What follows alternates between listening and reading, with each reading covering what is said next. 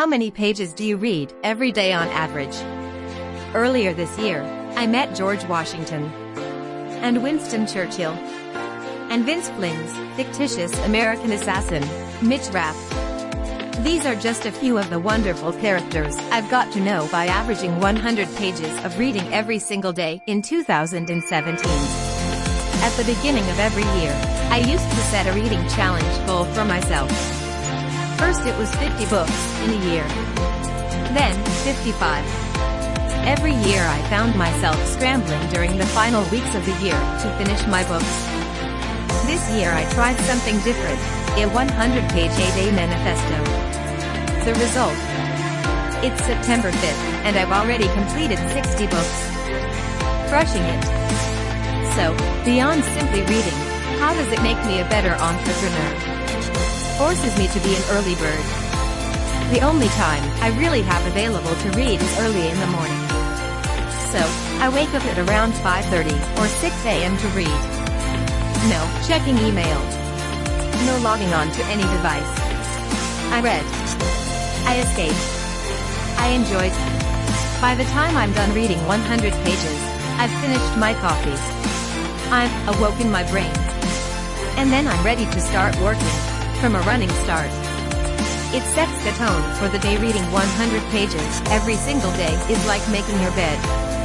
It's a small accomplishment, but sets the tone. As Admiral William H. McRaven, former commander of U.S. Special Operations, said in a commencement speech, and now book, to University of Texas crowds, if you make your bed every morning you will have accomplished the first task of the day. It will give you a small sense of pride, and it will encourage you to do another task and another and another. By the end of the day, that one task completed will have turned into many tasks completed. Making your bed will also reinforce the fact that little things in life matter. It plays to my strengths. Thanks to the Clifton Strengths Finder assessment, I know that 3 of my top 5 strengths are learner, context, and intellect. Take a look at the descriptions of each of these strengths to see what I mean. Learner. People who are especially talented in the learner theme have a great desire to learn and want to continuously improve. In particular, the process of learning, rather than the outcome, excites them. Context. People who are especially talented in the context theme enjoy thinking about the past. They understand the present by researching its history. Intellect. People who are especially talented in the intellect theme are characterized by their intellectual activity. They are introspective and appreciate intellectual discussions. It's very likely that you derive much personal pleasure from reading.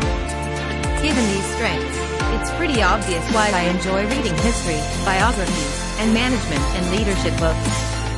By utilizing my strengths every single day, I keep my mind sharp and engaged.